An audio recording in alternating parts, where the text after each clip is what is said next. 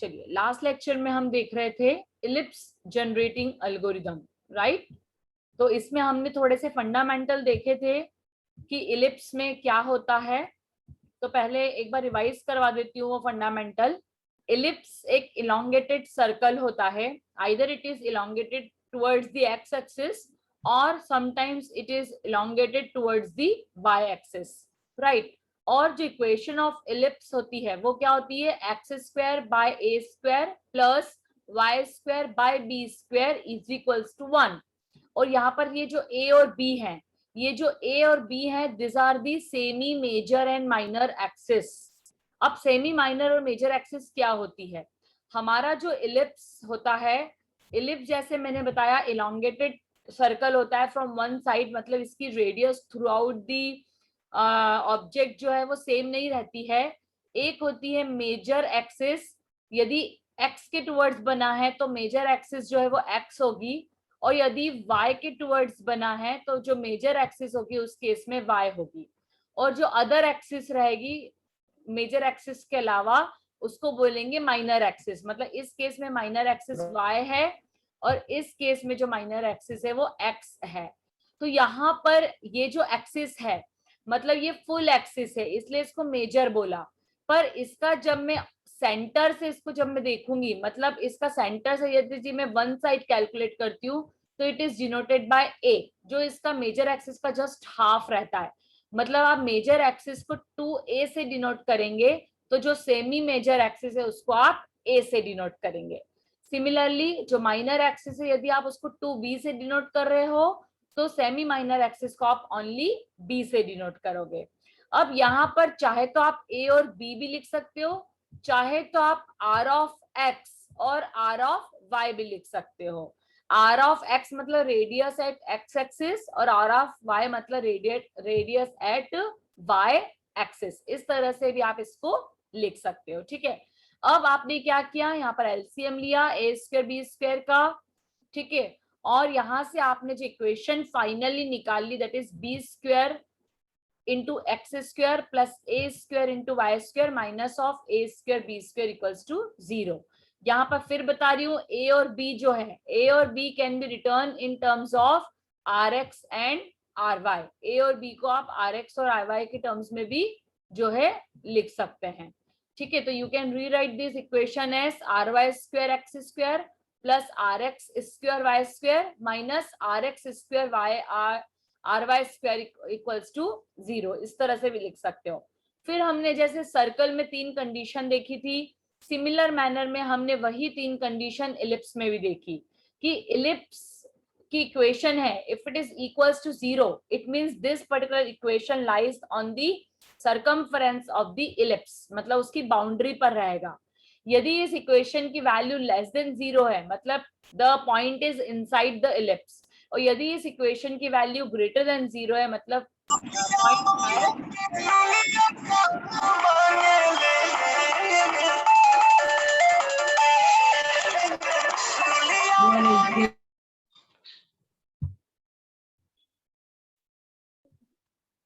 Participants mute कर दीजिए ma'am सभी को, तो नहीं होगा फिर।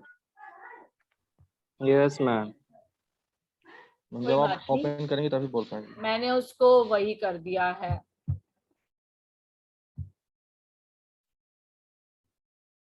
मैंने उसको रिमूव ही कर दिया जो भी था। चलिए ठीक है, तो ये क्या होगा, आउटसाइड होगा। फिर उसके बाद आपको एक और चीज बताई थी कि सर्कल में जो हम अदर पॉइंट्स फाइंड आउट करते हैं वो 8 वे सिमेट्री से करते हैं, लेकिन इलिप्स में जो हम फाइंड आउट करते हैं वो 4 वे सिमेट्री से करते हैं। और आपको ये मैंने बता दिया था कि 4 वे और 8 वे सिमेट्री में डिफरेंस क्या होता है, ठीक है। तो मेनली हमको इलिप्स में क्या करना है, हमें इलिप्स का जो पार्ट है, मतलब हमें जो इलिप्स का जो पार्ट है, suppose this is a part of N ellipse, तो इस पार्ट को हम 2 रीजन में डिवाइड करेंगे, रीजन 1 एंड रीजन 2। 2 रीजन में हमको डिवाइड करना है हमारे इलिप्स को। और पहले हम जो शुरू करेंगे वो y एक्सिस से करेंगे, मतलब 0, ry, this will be our first point. तो यहाँ पर x जो है वो 0 है और y जो है ry है, मतलब हम इस पॉइंट से शुरू करेंगे। और रीजन R1 के करस्पॉन्डिंग आपको दो वर्टिकल वैल्यूज मिलती है। और जब आप R1 रीजन से जब आप R2 रीजन में स्विच कर लोगे तो यहाँ पर आपको किसी भी पॉइंट के करस्पॉन्डिंग दो हॉरिजॉन्टल पॉइंट मिलते हैं, क्योंकि यहाँ पर दोनों पॉइंट इनसाइड रहेंगे, इनसाइड द इलिप्स। तो आपको ये भी बता दिए थे मैंने कि ये पॉइंट्स क्या रहेंगे, और अभी आपको मैं अलगो बता रही हूँ तो उसमें एक बार और रिकैप हो जाएगा कि ये पॉइंट्स क्या रहेंगे। आपको सिर्फ इतना याद रखना है कि रीजन 1 में इस पॉइंट के करस्पॉन्डिंग दो पॉइंट वर्टिकल मिलते हैं, और रीजन 2 में किसी भी पॉइंट के करस्पॉन्डिंग जो दो दूसरे पॉइंट मिलते हैं वो हॉरिजॉन्टल मिलते हैं, राइट। आपको ये चीज का ध्यान में रखना है, तो इससे आपको जो है बहुत ज्यादा क्लियर हो जाएगा इलिप्स। चलिए, अब ये वाली चीज मैं आपको ऑलरेडी बता चुकी हूँ, जो मैंने अभी आपको एक्सप्लेन की कि आप स्टार्ट पॉइंट 0,r y से करेंगे हमेशा। जो ये ब्लैक वाला पॉइंट है डायग्राम में ये वाला रहेगा। उसके बाद जो स्लोप ऑफ कर्व है वो हमेशा लेस देन -1 रहेगा। किसके केस में? R1 रीजन के केस में। और ये जो लाइन है जो दोनों R1 और R2 रीजन को डिवाइड करी वहां पर इक्वल्स टू -1 रहेगा, और R2 में जो है ग्रेटर देन -1 रहेगा। तो R1 से R2 में आप स्विचिंग कब करोगे आपको ये भी पता चल जाएगा। आप स्लोप की वैल्यू से देख सकते हो कि आपका जो रीजन, आपका जो पॉइंट है वो भी रीजन 1 में है, फिर इस पर्टिकुलर डिवाइड वाली लाइन के ऊपर है, या रीजन 2 में स्विच हो गया है, आप इससे पता कर सकते हो। ठीक है, तो ये हमारे तीन जो पर्टिकुलर तीन जो है केसेस हो गए कि इलिप्स लेस देन 0 कब रहेगा, ग्रेटर देन 0 कब रहेगा, और इक्वल्स टू 0 कब रहेगा, जो मैं आपको बता चुकी हूँ। अब हमें यहाँ से डेरिवेशन शुरू करना है। डेरिवेशन तो मैं आपको बोल चुकी हूँ लास्ट क्लास में, मैं बताऊंगी नहीं आपको, अपन डायरेक्ट अलगो पे काम करेंगे और एक न्यूमेरिकल देख लेंगे आज की क्लास में। That is enough for ellipse drawing, ठीक है, क्योंकि बहुत ज्यादा टफ है इलिप्स ड्राइंग का डेरिवेशन।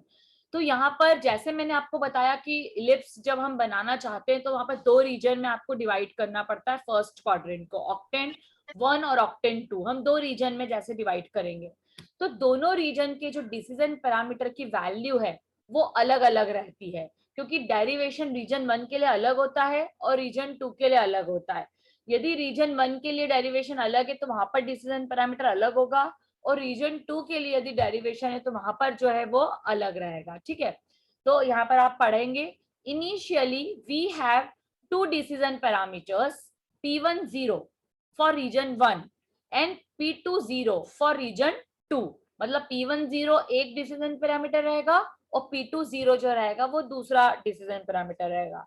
P जो है वो P जो है वो डिसीजन पैरामीटर के लिए स्टैंड करते हैं, और 1 जो है वो रीजन 1 बताता है, और जो 2 है वो रीजन 2 बताता है। अब P10 की वैल्यू क्या है? P10 मतलब first decision parameter of region 1, it will be equal to ry square plus 1/4 of rx square minus rx square into ry। देखो आपको डिसीजन पैरामीटर से लग रहा है थोड़ा सा टफ है, ry और rx आपको क्लियर है। जो rx है वो किसकी वैल्यू है? किसकी वैल्यू है? मेजर सेमी मेजर एक्सिस की, राइट। और जो ry है वो सेमी माइनर एक्सिस की वैल्यू है, जिसको हम a और b से भी रिस्पेक्टिवली डिनोट करते हैं। अब आपको क्या करना है, यहां से आपका शुरू हो रहा है algorithm. Take input radius along x and y axis and obtain the centre of ellipse. Question में गिवन रहेगा आपको क्या क्या गिवन रहेगा क्वेश्चन में, आपको रेडियस a और b की वैल्यू मतलब rx और ry की वैल्यू ये आपको क्वेश्चन में गिवन रहेगी, जिससे आप क्या करोगे and the obtain the centre of ellipse. आपको सेंटर ऑफ एलिप्स जो है वो भी पता चल जाएगा। अब आपको सबसे पहले R1 रीजन से शुरू करना है। तो जैसे मैंने बताया कि हम अब यहाँ पर एज्यूम करके चलेंगे कि हमारा जो इलिप्स का सेंटर है वो क्या है, 0,0 है, जैसे हमारा मेनली बहुत टाइम सर्कल में भी रहता था। और फर्स्ट पॉइंट सर्कल में हम निकालते थे 0,r से, पर वहां पर तो r कॉमन रहता था क्योंकि सेंटर के बाद रेडियस एक जैसी रहती थी। किसके केस में? सर्कल के केस में। लेकिन इलिप्स के केस में हम रीजन 1 से शुरू कर रहे हैं, तो यहाँ पर जो हम शुरू करेंगे ry से शुरू करेंगे, 0,ry। और ry कैसे होता है आपको मैं ये बता चुकी हूँ कि यदि हमारा ये फिगर है, ये हमारा इलिप्स है, इसको हमने दो रीजन में डिवाइड किया R1 और R2, तो हम यहाँ से शुरू करेंगे क्योंकि ये जो डिस्टेंस हमारी होती है वो RY होती है, जिसको हम समटाइम्स B भी बोलते हैं, राइट। तो 0 कॉमा ये वाला पॉइंट हमारा जो है दैट इज 0 कॉमा RY, इसलिए हम पहला पॉइंट 0 कॉमा RY से शुरू करेंगे डेफिनेटली, फिर हम नीचे आते जाएंगे क्योंकि हमको इलिप्स बनाना है, ठीक। अब जैसे हमारा पहला पॉइंट आ गया, हम क्या करेंगे, फर्स्ट इनिशियल डिसीजन पैरामीटर जो है वो रीजन 1 के लिए फाइंड आउट कर लेंगे। लास्ट स्लाइड में हमने इसका फॉर्मूला देख लिया है, P10 इक्वल्स टू RY का square. Please note it down, अभी जब न्यूमेरिकल करेंगे तो आपको ये वैल्यूज वहां पर काम आएगी, मेरी स्लाइड वहां पर चले जाएगी, ठीक है ना, क्योंकि मेरी नई स्लाइड आ जाएगी। Please note it down everything कि XY0 से शुरू करेंगे 0 कॉमा RY, और जो P10 की वैल्यू होती है that is RY square plus 1/4 का RX square minus RX square into RY, ये हमारी फर्स्ट इनिशियल डिसीजन पैरामीटर की वैल्यू रहेगी। अब ये पर्टिकुलर सॉल्व करने से हमारे पास क्या आ जाएगी, P की वैल्यू। जैसे ही हमारे पास P की वैल्यू आएगी हम चेक करेंगे, यदि P इज लेस देन 0 है, ध्यान देंगे एल्गोरिदम पे, यदि P की वैल्यू लेस देन 0 है तो जो हमारा नेक्स्ट पॉइंट रहेगा उसमें X की वैल्यू को इंक्रीज करेंगे, Y will remain as it is. Are you getting my point? किसके लिए कर रहे हैं हम, रीजन 1 के लिए। मैं डायग्राम के थ्रू भी बता देती हूँ, I don't want any kind of confusion. सबसे पहले हम 0 कॉमा RY पर हैं, ये हमारा रीजन 1 है, इसके करस्पॉन्डिंग मैंने आपको बताया था कि दो वर्टिकल पॉइंट्स मिलेंगे। तो पहला वर्टिकल पॉइंट क्या मिलेगा, यदि लेस देन 0 है तो X की वैल्यू इंक्रीज होगी। X की वैल्यू क्या होगी, X की वैल्यू तो ऑब्वियसली इंक्रीज ही होगी क्योंकि आप X डायरेक्शन में मूव कर रहे हो, और Y जो है इट इज सेम, Y की वैल्यू में कोई चेंज नहीं है। And new value of PK plus 1, new value of region 1 का जो डिसीजन पैरामीटर है उसकी वैल्यू है P1 के, जो यहां से निकलेगी वैल्यू वो, प्लस 2RY का square XK plus 1 plus RY का स्क्वायर XK प्लस 1, मतलब जो नई पॉइंट आया है ये वाली वैल्यू यहाँ पर रखनी है आपको, जो पॉइंट आया है उसी की वैल्यू यहाँ पर रखनी है, प्लस RY स्क्वायर, RY और RX ये आपको गिवन रहेगा, ठीक है ना।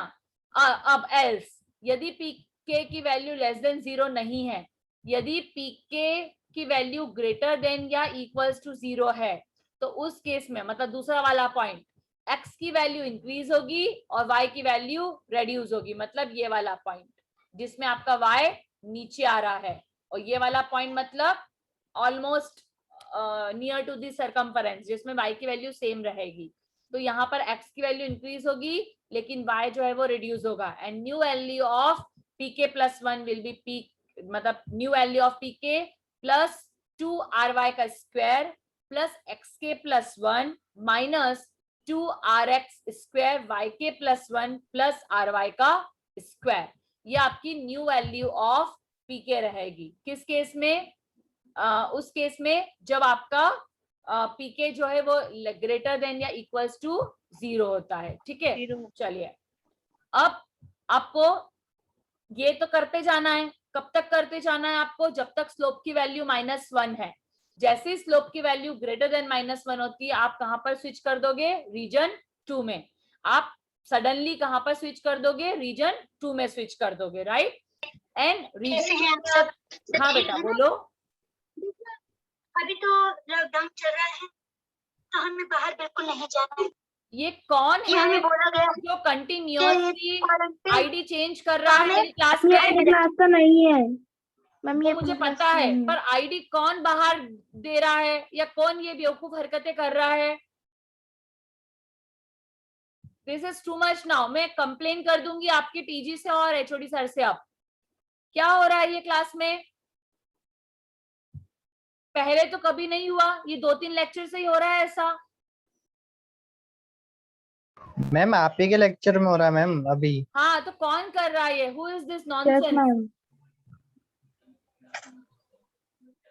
मैम आप हुआ ना? चैटिंग को अनेबल कर दीजिए। हाँ मैं वही कर रही हूँ अब, I was just doing that only. अपना रूम ही अनेबल कर रही हूँ क्योंकि मुझे सारे स्टूडेंट के नाम तो याद हो ही गए हैं। चलिए ठीक है, तो आप जैसे अब क्या करोगे, आप स्विच कर लोगे रीजन 2 में। तो ऑब्वियसली आप जब रीजन 2 में आ गए हो तो आपको वहां पर पहली इनिशियल वैल्यू तो निकालनी नहीं पड़ेगी, क्योंकि वो इनिशियल वैल्यू तो लास्ट वाली रहेगी। सपोज इट इज 7,3, तो ऑब्वियसली आप 7,3 से आगे फॉरवर्ड करोगे। मतलब आपको 0, जैसे आरवाई आपने पहली वैल्यू निकाली थी वो तो यहाँ पर निकालनी नहीं पड़ेगी।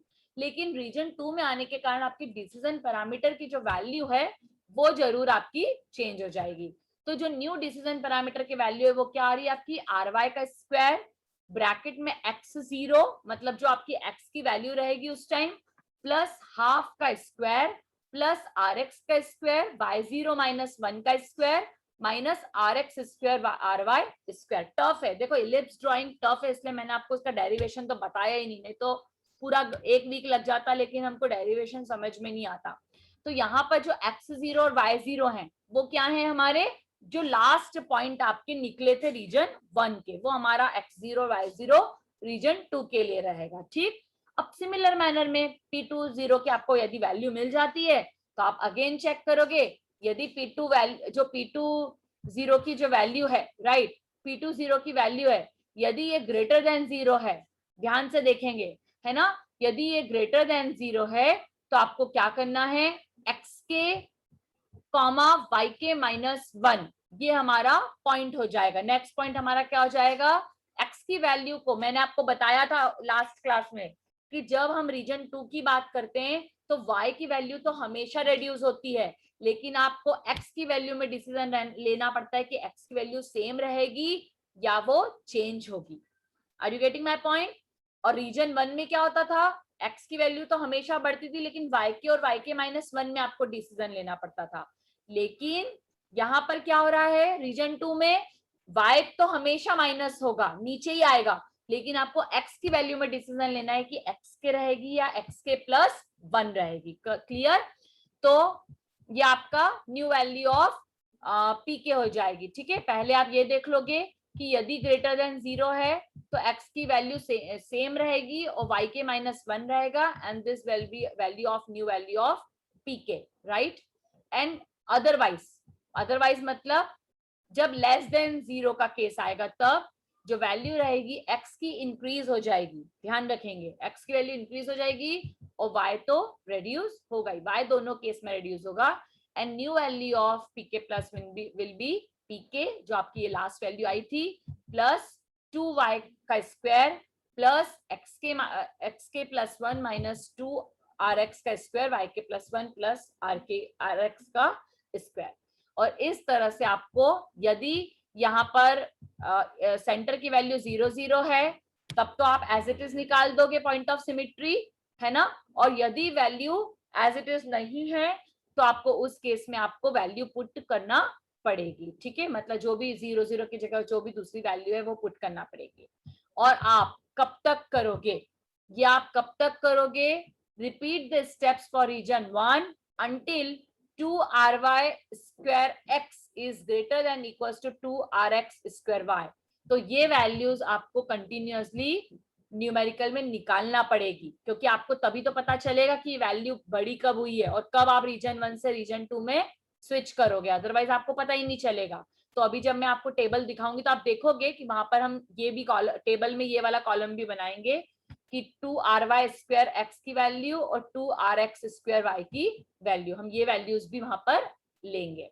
ठीक है, तो अभी मुझे पता है आप लोगों को कुछ भी समझ में नहीं आया है, क्योंकि मुझे भी समझ में नहीं आया एक्चुअली, क्योंकि just you have to mug up the values, आपको वैल्यू को रटना पड़ेगी, क्योंकि ये वैल्यू बहुत बड़ी है, ये वैल्यू क्या है, बहुत ज्यादा बड़ी है, तो आपको वैल्यू को कहीं ना कहीं याद में रखना ही पड़ेगा। मैं कुछ भी नहीं कर सकती, एक बार चलो रिवाइज जरूर करवा देती हूँ। ठीक है, एक बार रिवाइज जरूर करवा देती हूँ। सबसे पहले हमें rx और ry की वैल्यू मिल जाएगी, ठीक है, और हम ये मान के चल रहे हैं कि हमारा सेंटर ऑफ इलिप्स 0 0 रहेगा। अब हम सबसे पहले जो शुरू करेंगे वो 0, ry से करेंगे, उसके बाद हम रीजन 1 की फर्स्ट इनिशियल डिसीजन पैरामीटर की वैल्यू निकालेंगे, वो जो भी वैल्यू आएगी वो हम चेक करेंगे इट इज लेस देन 0 या इट इज ग्रेटर देन 0। यदि वैल्यू लेस देन 0 रहती है तो हम x की वैल्यू को बढ़ाएंगे, y हमारा एज इट इज रहेगा। ठीक है, हम x की वैल्यू को बढ़ाएंगे और जो y है हमारा वो एज इट इज रहेगा, और जो हमारा न्यू वैल्यू ऑफ p है वो हमारी पर्टिकुलर सेकेंड लास्ट स्टेप रहेगी। फिर यदि हमारा पॉइंट जो p हमारा निकाला था डिसीजन पैरामीटर, यदि वो ग्रेटर देन इक्वल्स टू 0 होता है, यदि वो ग्रेटर देन इक्वल्स टू 0 होता है तो उस केस में हम क्या करेंगे, x की वैल्यू को बढ़ाएंगे और जो y है वो एज इट इज नहीं रहेगा, अब लेस देन -1 हो जाएगा और न्यू वैल्यू ऑफ पीके जो है हम उसको फाइंड आउट कर लेंगे, राइट। फिर ऐसे ही हम जब तक वैल्यू ये जो 2y स्क्वायर x की वैल्यू जब तक ग्रेटर है तब तक हम रीजन 1 में रहेंगे, ठीक है। और जब वैल्यू जो है इससे लेस हो जाती है तो हम रीजन 2 में स्विच कर लेंगे। रीजन 2 में स्विच करने के लिए हमें new value of decision parameter निकालनी पड़ेगी और x0 y0 जो लास्ट वैल्यू हम उसी को कंसीडर करेंगे। अगेन यहाँ पर एक बार हमने डिसीजन पैरामीटर की वैल्यू निकाल ली, फिर हम चेक करेंगे whether it is less than 0 और इट इज ग्रेटर देन 0। यदि ये लेस देन 0 है तो हम यहाँ पर x की वैल्यू को इंक्रीज करेंगे, y की वैल्यू को डिक्रीज करेंगे और न्यू वैल्यू ऑफ pk जो निकालेंगे जो थर्ड स्टेप में लिखी हुई है। यदि ये value less than greater than 0 रहती है तो हम सेकेंड स्टेप फॉलो करेंगे जिसमें हम x की वैल्यू को इंक्रीज नहीं करेंगे, y की वैल्यू को डिक्रीज करेंगे और न्यू वैल्यू ऑफ pk हम यहाँ से निकाल लेंगे। Values are really very tough, थोड़ा सा आपको उसमें वहां पर याद रखना पड़ेगा, ठीक है। मैंने तो ये पूरा सॉल्व करके देखा हुआ है, आपको पढ़ाने से पहले एक एक स्टेप पूरी सॉल्व करके देखी है, एब्सोल्युटली करेक्ट आ रही है सारी स्टेप्स, कहीं भी कोई दिक्कत नहीं है, ठीक है। मैं आपको समझा देती हूँ, जब तक आप खुद करके नहीं देखोगे things will not be clear to you. Let me clear you this point. आप जब तक खुद करके नहीं देखोगे आपको चीजें क्लियर नहीं होगी। मैंने तो एक बार पूरा सॉल्व करके देख लिया है क्योंकि यहाँ पर डायरेक्ट वैल्यूज लिखी थी, I can not rely on direct values. मैंने पूरा उसको सॉल्व करके देखा है, एब्सोल्युटली करेक्ट आ रहा है। देखो, जब आप मिड पॉइंट एलिप्स एल्गोरिथम से जब न्यूमेरिकल को सॉल्व करोगे वहां पर आपको rx की वैल्यू गिवन है 8 और आपको ry की वैल्यू गिवन है 6। मैंने आपको बताया था कि हम एज्यूम करके चल रहे हैं कि हमारा जो इलिप्स का सेंटर है वो 0,0 है और जो rx और ry की जो वैल्यूज है, मतलब मेजर एक्सिस जो है वो 8 है और जो माइनर एक्सिस है वो हमारी सेमी माइनर एक्सिस है वो 6 है। मतलब rx की और ry की वैल्यू आपको क्वेश्चन में गिवन है। सबसे पहले शुरू कहां से करेंगे, कौन बताएगा? 0,ry से शुरू करेंगे और रीजन 1 से शुरू करेंगे। देखो यहाँ पर लिख दिया मैंने रीजन नंबर 1, क्लियरली गिवन है आपको कि आप रीजन 1 नंबर 1 से शुरू करेंगे और x के और y की वैल्यू, x के और y की वैल्यू जो है सबसे पहले आपको यहाँ पर लिखनी है। तो आपने अभी बताया मुझे कि आप 0,ry से शुरू करेंगे, ry की वैल्यू क्या है 6, मतलब सबसे पहले मैं शुरू करूंगी 0,6 से। अब जब मैं 0,6 मेरा पहला पॉइंट आ गया तो अभी मुझे डिसीजन पैरामीटर निकालना है। यहाँ पर लिखा है P1 और P2 क्योंकि मैं एक ही टेबल फॉलो करूंगी, लेकिन अभी तो मेरा P1 ही निकलेगा, अभी तो मेरा P1 ही निकलेगा क्योंकि मैं रीजन 1 से शुरू कर रही हूँ। अब what ever the value of P1, अब वो तुमको थोड़ा सा P1 की वैल्यू पर जाना पड़ेगा और जो भी P1 की वैल्यू है उसमें एज इट इज आपको वैल्यूज को रखना पड़ेगा।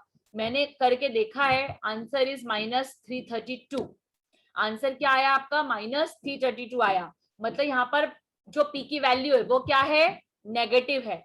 P की वैल्यू क्या है? नेगेटिव है। तो आप जब वापस से उस पे जाओगे, मैं एक बार बता देती हूँ, मैं नहीं चाहती कोई भी कंफ्यूजन हो, ठीक है। देखो, तो आपने यहाँ पर क्या किया, 0,ry मतलब 0,6 कर लिया, इससे आपकी जो वैल्यू आई P10 की वो क्या आई? -332 आई। -332 आई मतलब लेस देन 0 है।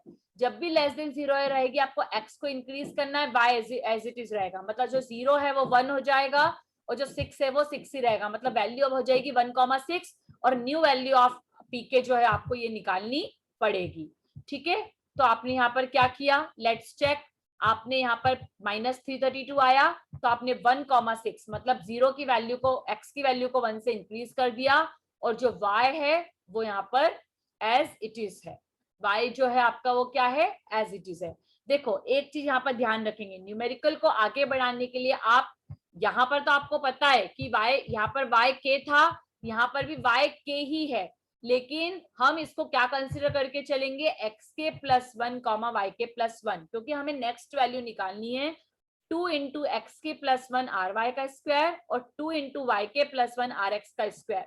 तो ये जब वैल्यू मैंने निकाली, देखो 2 एक्स प्लस 1 क्या है 1 1 रखा और आर वाई का स्क्वायर मतलब 6 का स्क्वायर 36, तो मेरा आंसर क्या आया 72। और सिमिलर मैंने 2 वाई के प्लस 1 मतलब 6, तो ये मैंने 6 लिख दिया और यहाँ पर आर एक्स का स्क्वायर मतलब 8 का स्क्वायर मतलब 64। तो ये जो मेरा आंसर आया वो आया जो भी आया मतलब 786 आया।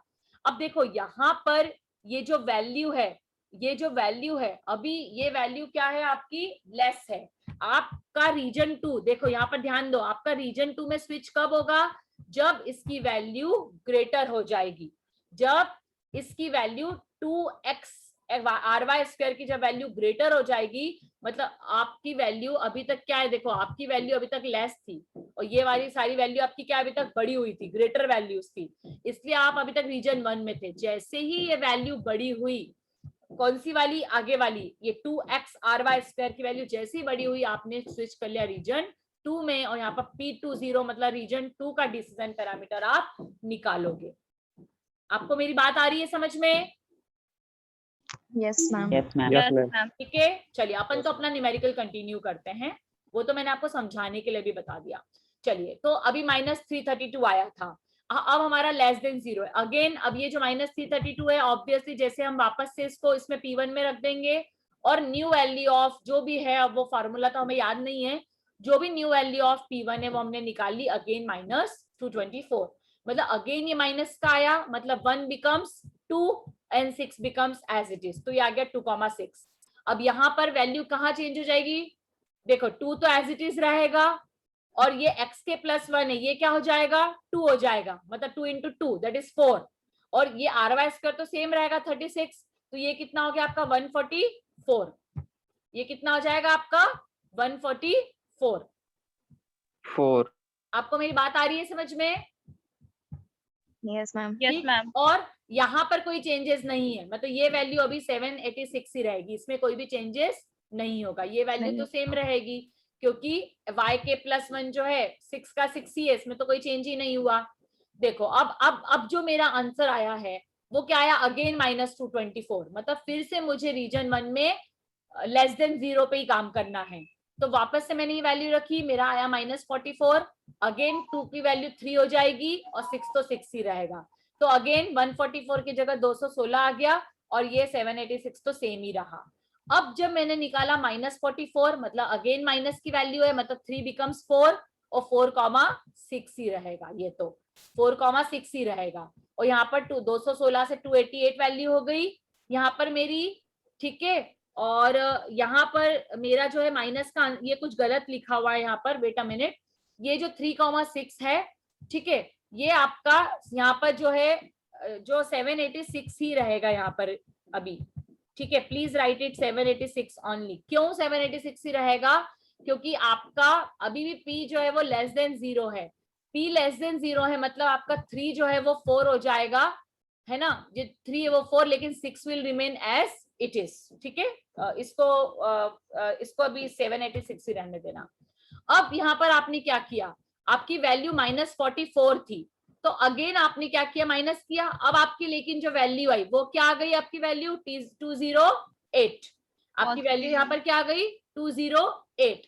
आपकी वैल्यू यदि 208 आई है, 208 आई है, इसका मतलब यहाँ पर क्या हो रहा है, यदि वैल्यू आपकी 208 आई है, what does it mean, it means that कि यदि वैल्यू 208 है मतलब ये आपकी पॉजिटिव वैल्यू है, और यदि आपकी वैल्यू पॉजिटिव है मतलब आप 3 को इंक्रीज करोगे 4 से और 6 को डिक्रीज करोगे 5 से, 6 को डिक्रीज करोगे किससे, 5 से। क्लियर है आपको? अब देखो 3 को 4 भी चेंज हुआ है, 6 से 5 भी चेंज हुआ है, मतलब ये दोनों वैल्यू अब क्या हो जाएगी, चेंज हो जाएगी, तो एक वैल्यू हो गई 288, एक हो गई 640।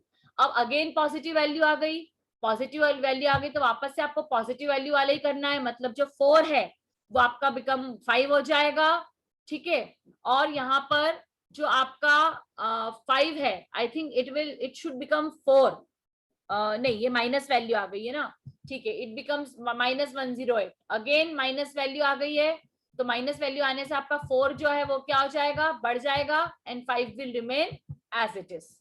क्लियर है आपको? और न्यू वैल्यू जो है 5 का इंटू करके ये निकाल लोगे, और अगेन यहाँ पर भी 5 का इंटू पहले भी हुआ था, तो यहाँ पर 640 जो है वो एज इट इज रहेगा आपका। ठीक, अब आपकी वैल्यू क्या है, लास्ट वैल्यू 5,5, ठीक है, और आपका आंसर किसमें, -108, मतलब नेगेटिव वाला फॉर्मूला लगाओगे आप, तो नेगेटिव वाला आपने लगाया तो आपको यहाँ पर क्या मिला, पॉजिटिव का 288, तो ये आपको जो मिला पॉजिटिव का 288, तो इससे जो नेक्स्ट वैल्यू निकलेगी आपकी, नेक्स्ट वैल्यू जो निकलेगी, इसमें 5 जो है वो 6 बन जाएगा, और ये वाला जो 5 है वो रेड्यूस हो जाएगा, क्योंकि जब पॉजिटिव वैल्यू रहती है तो y माइनस हो जाता है, तो ये आया 6,4। अब 6 से आप इसकी न्यू वैल्यू निकाल लोगे, और 4 यहाँ पर हो गया है, यहाँ पर पहले 5 था, 5 की जगह 4 हो गया है, तो यहाँ पर 640 भी 512 में चेंज हो जाएगा, राइट। अब अगेन ये 288 क्या है, आपका पॉजिटिव वैल्यू है, मतलब फिर से पॉजिटिव वाला आप p की वैल्यू लिखोगे, तो यहाँ पर आपका अगेन पॉजिटिव का 244 आया, तो 6 जो है वो 7 बन जाएगा, और 4 जो है 1 से रिड्यूस होके 3 हो जाएगा, और यहाँ पर 7 का करके 504 आ जाएगा, और यहाँ पर 3 का मल्टीप्लाई करके 384 हो जाएगा, तो यहाँ पर 504 बिकम्स ग्रेटर देन 384। अभी तक सारी वैल्यूज जो थी वो लेस देन थी, मतलब आगे वाली जो x थी वो लेस देन y थी, पर यहाँ पर जो है वो ग्रेटर हो गई है, और मैंने आपको बताया है कि जब भी ग्रेटर होगी तो रीजन चेंज होगा। तो अब आप R2 रीजन में आ जाएंगे, जो लास्ट पॉइंट था हमारा 7,3 था, मतलब x0 जो है हमारा 7 हो जाएगा, और जो हमारा y0 है वो 3 हो जाएगा, ठीक है, x0 7 हो जाएगा, y0 जो वो 3 हो जाएगा, और new value of decision parameter वो आपकी क्या रहेगी, new value of decision parameter, new value of decision जो पैरामीटर रहेगी वो आपकी रहेगी 7,3, जो new value of decision parameter रहेगी वो क्या रहेगी, वो 7,3 रहेगी, राइट। अब हम अमन ने जैसे लिखा है, मैडम धीरे धीरे हम नीचे आ रहे हैं, तो यस हमको इलिप्स बनाना है, हमको क्या करना है, हम इलिप्स ड्रॉ कर रहे हैं, तो डेफिनेटली यदि हम इलिप्स ड्रॉ करेंगे तो इलिप्स ड्रॉ करने में आपका क्या होगा, यहाँ पर जो वैल्यू है वो इस तरह से नीचे आपकी जाएगी, ठीक है, तो आपकी जो वैल्यू है वो नीचे टुवर्ड्स नीचे जो है वो जाएगी, ऑब्वियस बात है। तो अब आपने क्या किया, अब यहाँ पर आपकी जो वैल्यू आई -23 आई, अब -23 आई, अब पहले रीजन 2 में हम, तो पहले हम चेक कर लेते हैं एक बार, है ना, कि जब हम रीजन 2 में रहेंगे और हमारी वैल्यू जब माइनस में आएगी तो x की वैल्यू बढ़ेगी और y की जो वैल्यू है वो रिड्यूस होगी, राइट। देखा आपने यहाँ पर नीचे पॉइंट नंबर 3 में x k+1 और y k-1 एल्स वाली कंडीशन जब लेस होगी, राइट। तो आपको भी यही करना है, 7 को 8 बना देना है और 3 को 2 बना देना है। कब 8 और 2 चेंज हो गए तो ये 576 हो गया और ये आपका 256 हो गया। अब यहाँ पर माइनस का 23 है, अगेन माइनस है तो माइनस वाला फॉर्मूला लगाएंगे, ठीक है, और सेम वही चीज होगी कि 8 जो है वो आपका सेम रहेगा क्योंकि x में कोई चेंज नहीं किया है और 2 की वैल्यू जो यहाँ पर रेड्यूस हो गई है। आपका फिर से पॉजिटिव वैल्यू आ गई, पॉजिटिव वैल्यू आएगी तो आपको मतलब आपको यहाँ पर इस तरह से इस न्यूमेरिकल को कंप्लीट करना है। क्लियर है आपको? ये पीपीटी आज मैं अभी शायद मैं डाल चुकी हूँ, याद नहीं है मुझे, मैं गूगल क्लासरूम पे अभी अपलोड कर देती हूँ ये पीपीटी। तो आप प्लीज इस पर्टिकुलर अलगो के को एक बार अपनी कॉपी में अपने हाथ से लिखना कि सबसे शुरू रीजन 1 है, उसमें p की वैल्यू क्या है, लेस देन 0 होगा तो क्या होगा, ग्रेटर देन 0 होगा तो क्या होगा, फिर p2 क्या है, p2 की वैल्यू क्या है और जब लेस देन 0 होगा और ग्रेटर देन 0 होगा तो क्या होगा, फिर इस चार्ट को बनाना और खुद से पूरा न्यूमेरिकल 8 और 6 लेके सॉल्व करना। डेफिनेटली आपका जो आंसर है वो एज इट इज आ जाएगा, आपको कहीं भी कोई भी दिक्कत इलिप्स ड्राइंग में बिल्कुल भी नहीं आएगी। क्लियर है आपको? तो ये यूनिट हमारी मैम एक क्वेश्चन है। हाँ एक सेकेंड, है ना। तो नेक्स्ट जो हमारा जो नेक्स्ट क्लास है उसमें हम इस यूनिट का लास्ट टॉपिक पढ़ने वाले हैं और वो जो लास्ट टॉपिक हमारा है वो आपका है पॉलीगॉन फिलिंग। मतलब आप कोई भी सर्कल को या रेक्टेंगल को या कोई भी क्लोज्ड फिगर है तो आप उसको कैसे कर सकते हो कलरिंग, ठीक है। तो इसकी 2 मेथड होती है। तो इस वीक में आपकी ये यूनिट जो है खत्म हो जाएगी। आप लोग बिल्कुल यूनिट टेस्ट के लिए तैयार रहिएगा। हाँ विनय, क्वेश्चन पूछो, तब तक मैं अटेंडेंस ले रही हूँ। मैम मेरा क्वेश्चन ये है कि हमें ये जो नंबर्स फाइंड करना है, जो ओरिजिन वो कब तक फाइंड करना है, इसके कोऑर्डिनेट्स। जैसे R1 और R2 पता चल गया चेंज हो रहा है तो हम R1 और R2 में स्विच करेंगे, हाँ। बट वो फाइंड कब तक करेंगे? देखो R1 में तो मैंने आपको बता दिया, R1 में कब तक फाइंड आउट करेंगे, जब तक जो 2xx प्लस इस प्लस ry स्क्वायर की वैल्यू जब तक बड़ी नहीं हो जाती 2yx प्लस 1 rx स्क्वायर से, ठीक है ना। और उसका जो नीचे जो R2 है, R2 के लिए आपकी वैल्यू 0 हो गई है, तो 8,0, तो 0 के बाद तो माइनस में तो आप जाओगे नहीं ना प्लॉट करने के लिए। बात आई आपको समझ में? Yes ma'am. एक मिनट मैं फिर से शेयर कर देती हूँ, एक्चुअली टाइम खत्म हो गया है। वेट अ मिनट ना, शेयर कर देती हूँ।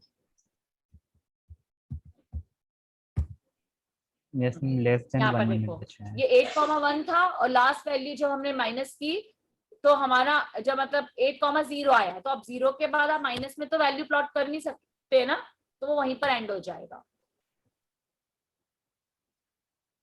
आई बात समझ में? ओके मैम, मतलब ऐसा कोई वो कंडीशन नहीं हाँ, है, और जैसे y ऐसा की वैल्यू उसमें 0 हाँ हुई तो वो हाँ एंड हाँ हो उसमें जाएगा। कंडीशन नहीं है। आप लोग इस एक काम करना, कोई वैल्यू ले लेना rx और ry की, है ना, एक कॉमन वैल्यू ले लो पूरी क्लास के लिए, तो थोड़ा सा आपको समझ में आ जाएगा। 5 और 3 ले लो, rx की वैल्यू 5 ले लो और ry की वैल्यू 3 ले लो, और इसको मैं भी करूंगी सॉल्व, आप लोग भी करो सॉल्व। अपन नेक्स्ट जब क्लास में आएंगे तो अपन इसके आंसर्स डिस्कस कर लेंगे, ठीक है। 5 और 3 के लिए आप लोग सब सॉल्व करना, rx 5 और ry 3 चलेगा? या श्योर मैम। ठीक है, तो आप